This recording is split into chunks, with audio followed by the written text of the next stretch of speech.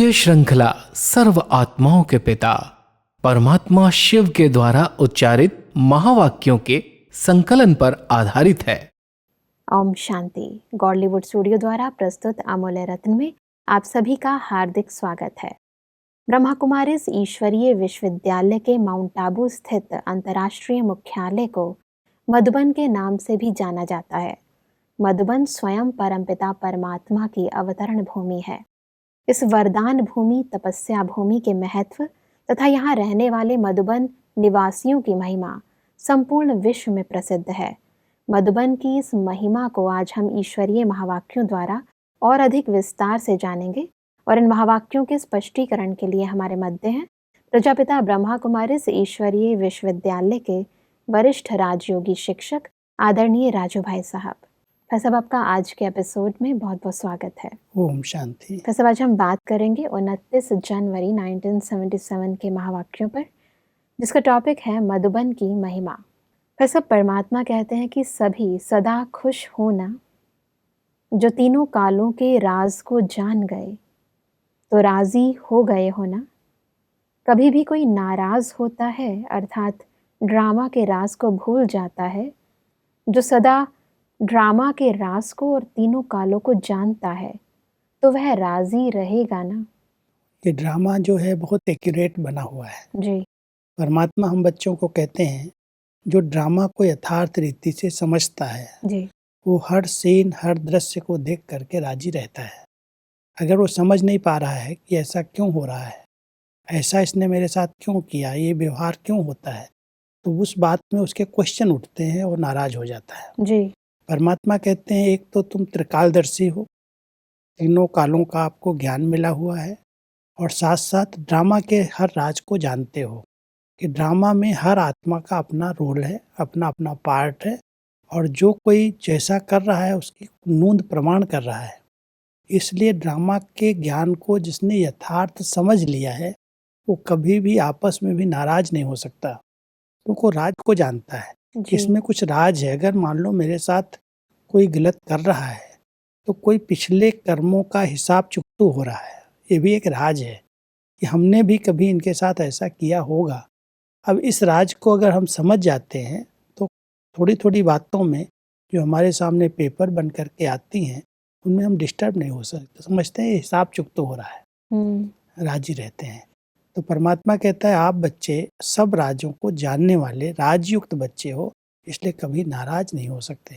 फैसब drama को सभी समझते हैं, परंतु उसके बावजूद भी हमारा मन स्वीकार नहीं करता है, क्योंकि हमारी दूसरों के साथ उम्मीदें होती हैं। हम चाहते हैं कि वो वैसा ही करें, तो ऐसे में मन में प्रश्न उठना या डिस्टर्बेंस होना ये स्वाभाविक सी बात हो जब जाती है। हमारी अपेक्षाएं रहेंगी तो हम डिस्टर्ब जरूर होंगे। जी इसलिए परमात्मा कहते हैं किसी भी व्यक्ति से कोई आशा कोई उम्मीदें नहीं रखो। अगर हमारी प्रशंसा सुनने की आदत है कि ये कुछ मेरी प्रशंसा करे, ये मुझे कुछ पूछे, ये मेरी बात को माने, स्वीकार करे, तो हमारी कई प्रकार की अपेक्षाएं हैं जो मुझे कभी कभी जब पूर्ति नहीं होती तो नाराज कर देती हैं। तो परमात्मा कहते हैं जो ड्रामा को यथार्थ समझते हैं, जिन्होंने ड्रामा के ज्ञान को खूब अच्छी तरह से घोट घोट के पक्का किया है जी कि ड्रामा बहुत एक्यूरेट बना हुआ है, इसमें हर आत्मा का पार्ट बहुत एक्यूरेट है, उस स्मृति से जो रह करके त्रिकालदर्शी स्थिति से कर्म करते हैं, संबंध में आते हैं, वो व्यक्ति से कोई चीज़ की अपेक्षाएं नहीं करते, क्योंकि परमात्मा जो दाता बन करके बच्चों को दे रहा है उससे अधिक कोई आत्मा देने वाली नहीं है। जब हम किसी आत्मा से कोई भी अपेक्षाएं रखते हैं तो वो अपेक्षाएं, वो हमारी आशाएं अगर पूरी नहीं होती तो हम नाराज होते हैं। एक तो दाता परमात्मा पिता हमारा सब कुछ हमें दे रहा है, जो चाहिए हमें पूर्ति हो रही है, पूरा सम्मान मिल रहा है, सब प्राप्तियां हुई हैं। परमात्मा कहते हैं बच्चे जिनके साथ रहते हो उनके स्वभाव संस्कार उनकी नेचर को समझ करके चलो। अगर समझ के नहीं चलोगे तो कभी भी कोई बात होगी तो डिस्टर्ब हो जाओगे। इसलिए हर एक की क्या इच्छाएं हैं, क्या उनकी आशाएं हैं और किस प्रकार की उनकी नेचर है, अगर उसको यथार्थ समझ करके आप चलेंगे तो कभी नाराज नहीं होंगे। और इसीलिए परमात्मा कहते हैं कि नाराज होने का कारण राज को नहीं जानना है, तीनों कालों के ज्ञाता बनने वाले को त्रिकालदर्शी कहा जाता है। वह सदा राजी और खुश रहता है। तो सब आगे बढ़ते हैं। परमात्मा कहते हैं कि मधुबन निवासी अर्थात सदा खुश और राजी रहने वाले, दूसरे से नाराज होना अर्थात अपने को राज जानने की स्टेज से नीचे ले आना। तख्त छोड़कर नीचे आते हो तब नाराज होते हो। बाबा ने हम सबको बहुत ऊंचा तख्त दिया है। अपने खुश नसीबी के तख्त पर मैं बहुत खुश नसीब आत्मा हूँ जो भगवान ने मुझे चुन करके अपनी गोद में बिठाया है। ऐसे स्वमान में जो आत्माएं रहती हैं, नशे में रहती हैं, वो तख्त पर विराजमान है। वो कभी किसी की बातों के कारण अपने आप को नाराज नहीं करती, हलचल में नहीं आती। तो परमात्मा कहते हैं तो त्रिकालदर्शी पने का तख्त है। त्रिकालदर्शी स्थिति में रहो कि ड्रामा के अंदर हर सीन में कल्याण समाया हुआ है। कोई भी बात अगर पेपर बन करके आती है तो पास होकर के हम क्लास आगे बढ़ जाएंगे। ये सब राज हैं ड्रामा के, और जो यथार्थ रीति से ड्रामा को समझ गए हैं, राजयुक्त होकर चलते हैं, खुश और राजी रहते हैं। जी। तो इसलिए परमात्मा अपने बच्चों को उस तख्त पर बिठाते हैं कि ऊंचे तख्त पर एक ऊंचे सम्मान में बैठो और त्रिकालदर्शी माना नॉलेजफुल होकर के हर एक आत्मा के भाव, स्वभाव, संस्कार को समझ करके उसके साथ संपर्क में आओ तो कभी भी कोई की बातें आपको डिस्टर्ब नहीं करेंगी, सदा राजी और खुश रहेंगे।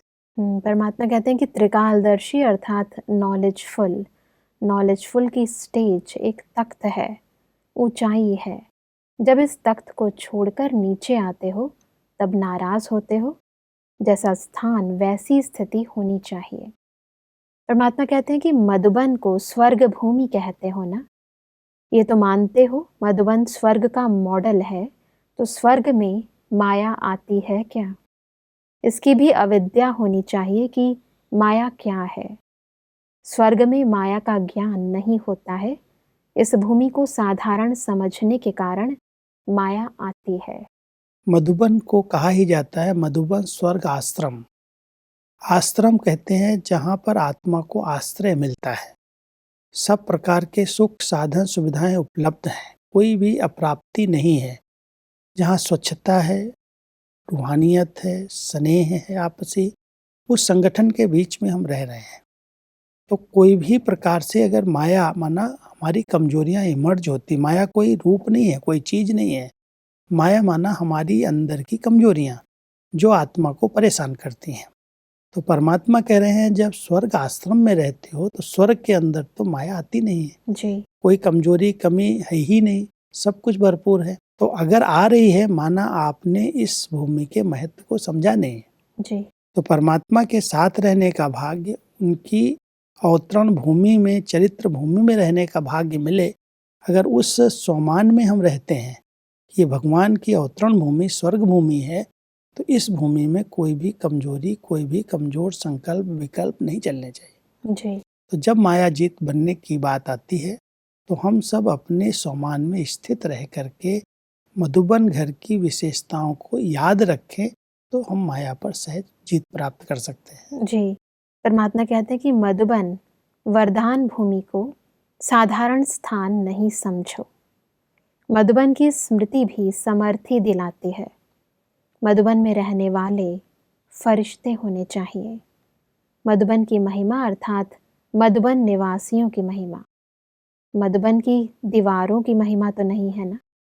परमात्मा की तो यही आशाएं हैं, उम्मीदें हैं कि मेरे बच्चे जो इस वरदान भूमि में रह रहे हैं, जहाँ पर नित्य ज्ञान की गंगा बहती है, इस स्थान पर रहने वाले बच्चे कितने महान हैं, फरिश्ते हैं। तो इस फरिश्ते स्वरूप में रहना, क्योंकि चारों तरफ ये सब समझते हैं कितनी भाग्यशाली आत्माएं हैं जो डायरेक्ट भगवान की पालना मिल रही है। इतनी निमित्त महारथी बच्चे, महारथी दादियाँ जो इन सब की पालना कर रही हैं, संभाल रही हैं, हर चीज़ का ख्याल रखती हैं। इतना बड़ा भाग्य पूरे विश्व में किसी भी आत्मा को प्राप्त नहीं है। जी। सब कुछ बना बनाया, सब साधन, सब सुविधाएं, सब प्रकार की प्राप्तियां परमात्मा के घर में हर बच्चे को प्राप्त हैं। तो परमात्मा तो यही अपने बच्चों से उम्मीद रखते हैं कि जो मेरे साथ रहते हैं वो कितने भरपूर, कितने संपन्न होने चाहिए। किसी भी प्रकार की अविद्या है ही नहीं हमारे जीवन के अंदर। तो सब परमात्मा कहते हैं कि मधुबन निवासियों को सारी दुनिया किस नज़र से देखती है। विश्व अब तक भी याद के रूप में कितनी ऊंची नज़र से देखती। भक्त भी मधुबन निवासियों के गुणगान करते हैं। ब्राह्मण परिवार भी ऊंची नज़र से देखता है। अगर आपकी भी इतनी ऊंची नज़र हो तो फरिश्ता तो हो ही गए ना। जो भक्त याद करते हैं मधुबन के नाम से, वो एक मथुरा के पास मधुबन है, वृंदावन मधुबन, जहाँ पर कहते हैं श्री कृष्ण जी बांसुरी बजाते थे, मुरली बजाते थे और गोप गोपियाँ उस पर डांस करते थे। जी। तो वो एक बहुत सुंदर दृश्य, उनके भाग्य का वर्णन भगवत गीता में आता है। भागवत के अंदर गोप गोपियों के चरित्र गाए हुए हैं। जो मधुबन में निवास करते हैं, उनके आजू बाजू वहाँ रहते थे। जब श्री कृष्ण जी बांसुरी बजाते थे जमुना के किनारे, तो सारे लोग सुनने के लिए भागते थे और उसमें बहुत मस्त हो जाते थे। तो भक्त लोग वो भाग्य समझते हैं कि भगवान के साथ खेलने का, डांस करने का, उनकी बांसुरी सुनने का, मुरली सुनने का कितना गोल्डन चांस था। तो भक्त लोग इस रीति से मधुबन के रहने वाले, वहाँ के रहने वालों को याद करते हैं। परमात्मा कहता है इस ब्राह्मण परिवार में जहाँ जहाँ भी ब्राह्मण बच्चे भगवान के ज्ञान को धारण करके चल रहे हैं, जो उनकी मुरली सुनते हैं, उनको ये रहता है जिनको डायरेक्ट मिल रहा होगा, ताज़ा ताज़ा मिल रहा होगा, वो कितनी भाग्यशाली आत्माएं हैं जो परमात्मा के मुख से निकला और उनके कानों में गया। हमें तो जब छपेगा, मिलेगा करके कितना दिन लग जाएंगे।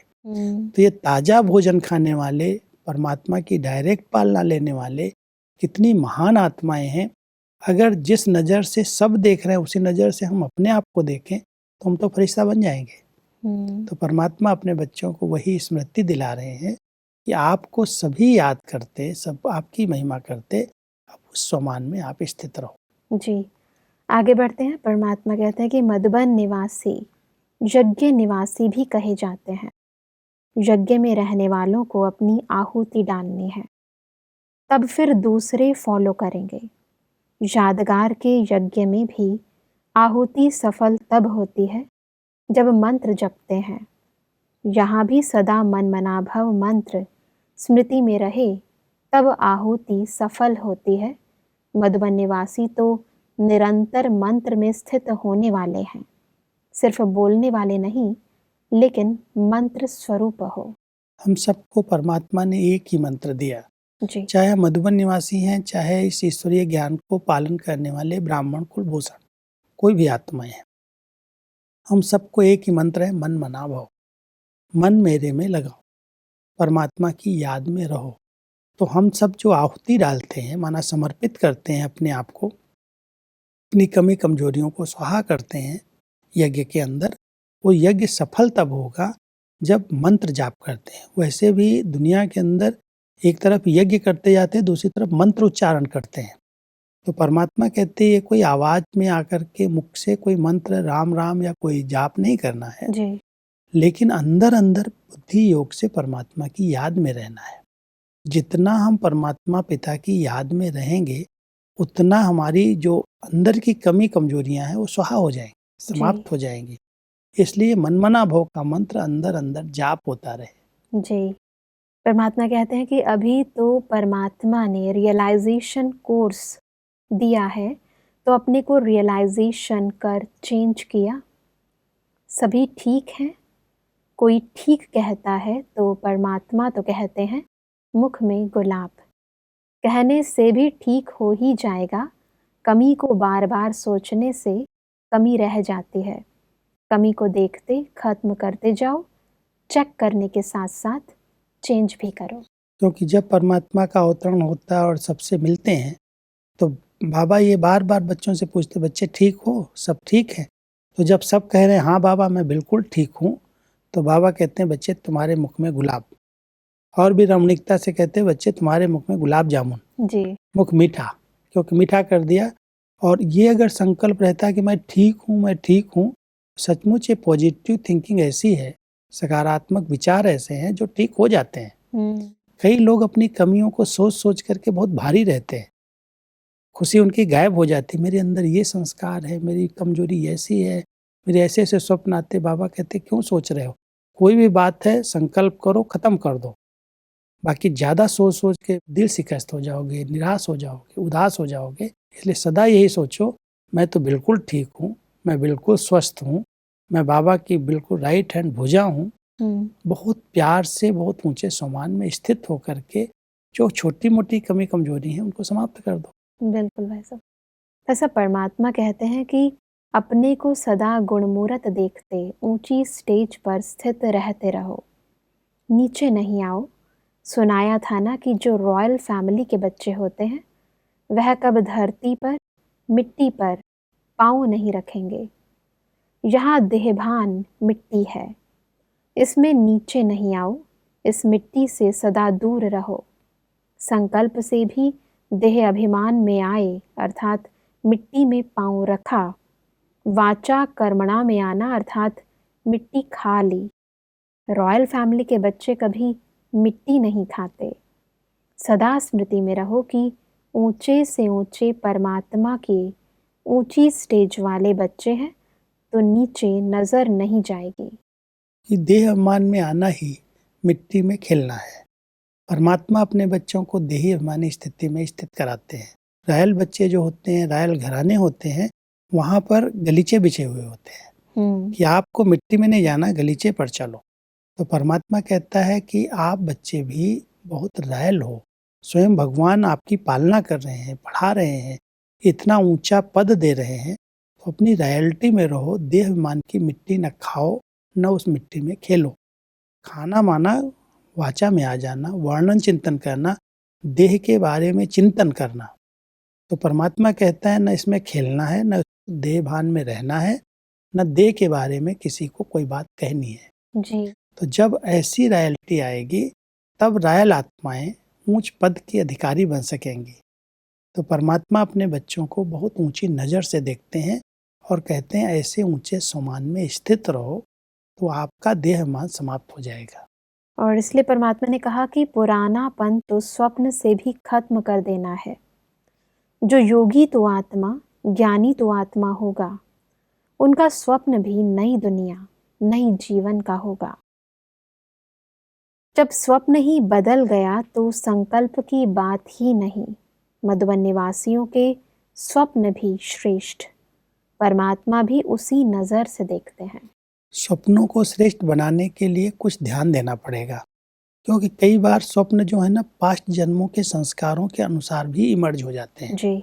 इसलिए वर्तमान समय हमें अपने ऊंचे भाग्य का सदा चिंतन चलता रहे।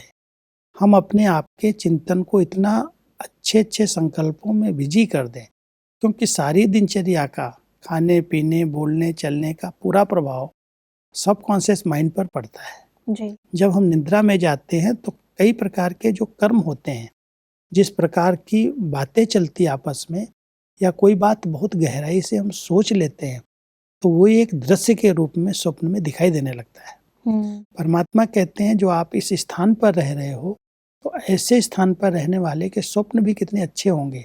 वो तो नई दुनिया में सैर करने वाले होंगे, व्यर्थ बातें उनके अंदर स्वप्न में भी नहीं आएंगी। जी। जब स्वप्न में नहीं आएंगे तो संकल्प तो उठना की बात ही नहीं रही। जी। इसलिए इतना ध्यान रहे अपनी दिनचर्या के ऊपर, पूरा दिन हम उस नशे और खुशी में रहें, ज्ञान चिंतन में रहें, अच्छी अच्छी बातें पढ़ें, सुने, बातें करें, तो उस आधार से हमारे स्वप्न बहुत श्रेष्ठ और अच्छे हो जाएंगे। बिल्कुल।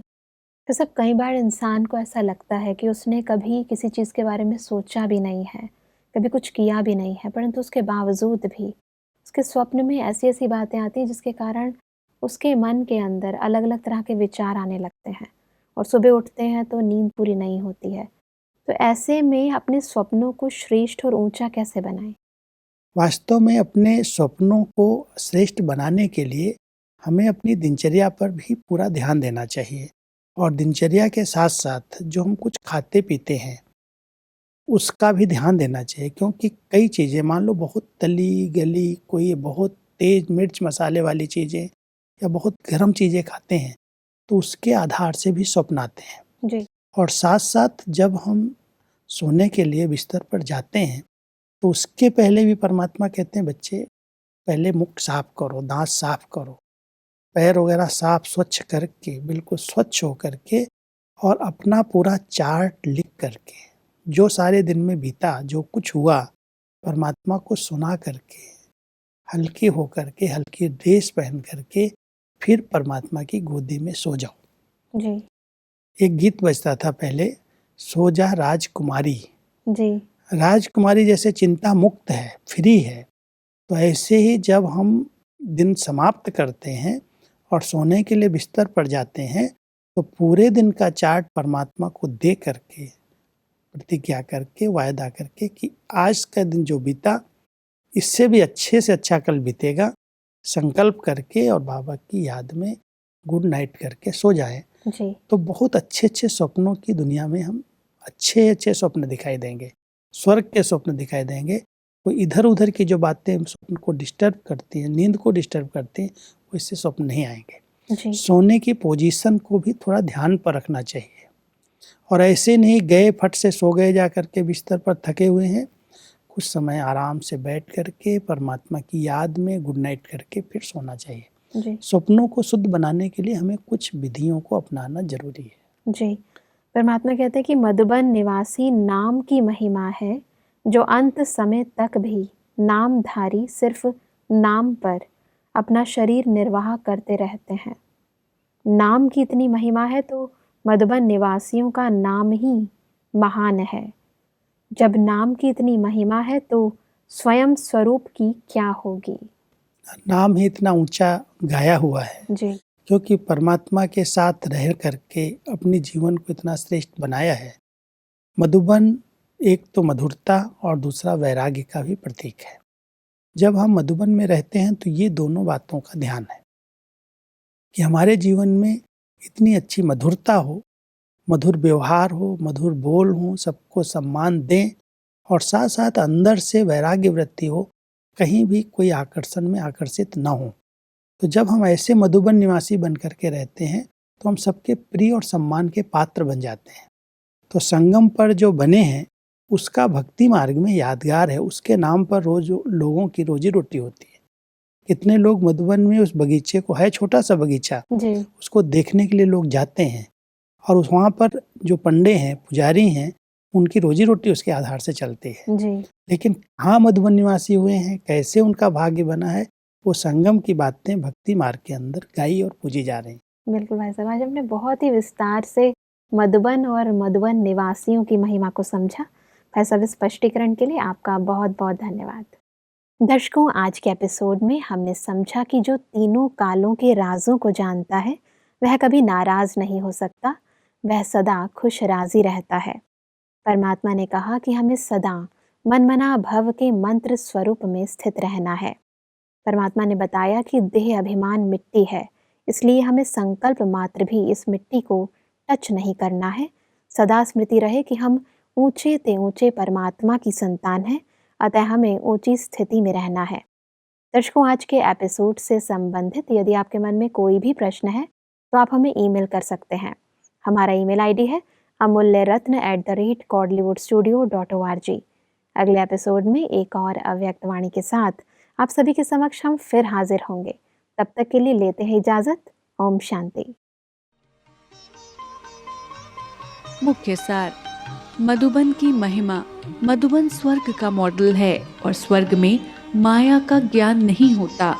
मधुबन की स्मृति भी समर्थी दिलाती है। कमी को खत्म करने के लिए, कमी को बार बार सोचने से कमी रह जाती है। अपने को सदा गुण मूर्त समझ ऊंची स्टेज पर स्थित रहो। संकल्प में भी देह अभिमान आना अर्थात मिट्टी में पांव रखना, वाचा अथवा कर्मणा में आना अर्थात मिट्टी खाली। अधिक जानकारी के लिए संपर्क करें Amulya Ratan Godlywood studio, Manmohini Van, Shantivan post, Abu road 307510, district Sirohi, Rajasthan. Email ID है amulyaratn@godlywoodstudio.org। इस श्रृंखला को प्रजापिता ब्रह्मा कुमारीज ईश्वरीय विश्वविद्यालय के सेवा केंद्रों पर क्लास में नियमित रूप से चलाने के लिए गॉडलीवुड स्टूडियो से संपर्क करें।